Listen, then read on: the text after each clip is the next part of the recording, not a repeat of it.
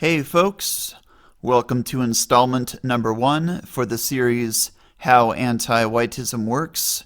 Here we're going to highlight how anti-whites have defamed the stellar record of Sir John Alexander Macdonald, the father of Canada. Set phasers to... Engage.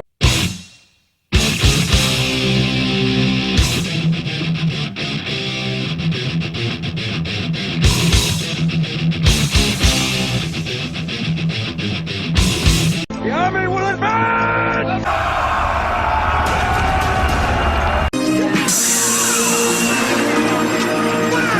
Months ago in 2020, after I heard that Sir John A. Macdonald statues were getting removed, defaced, or toppled because he was genocidal toward red tribes, I decided to do some digging.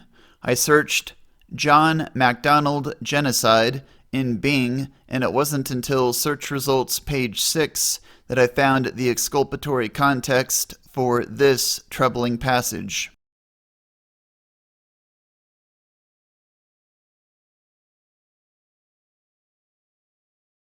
People cite that as proof that John Macdonald sought to genocide the red man. But is that true? No. In fact, he was their benefactor and protector, all while simultaneously creating a country to protect against U.S. threats to annex Canada during the War for Southern Independence.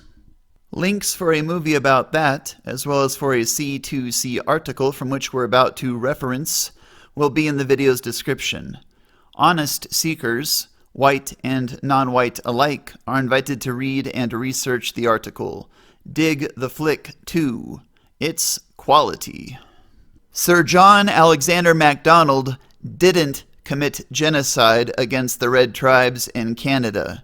He avoided war with them, honored treaties with them, defended their safety, liberty, and property, supported policies that protected their health and increased their reproduction, refrained from imposing white education culture onto their parents or children, as well as fed them during a famine, even when government wasn't obligated to, because they deviated from a treaty to which their leaders had agreed.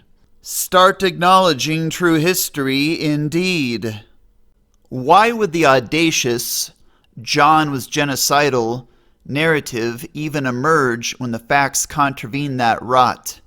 It's because anti-whites dominate Canada's establishment, and they don't care about truth, fairness, or reconciliation. They care about hurting white people. They worked hard to manufacture shrieking unreality about Sir John A. Macdonald. Their comrades in anti-whiteism act likewise across the West, which is why loyal whites must recapture their countries. Otherwise, our history, liberties, and lives will continue to be erased. No white guilt. Long live worldwide Europa.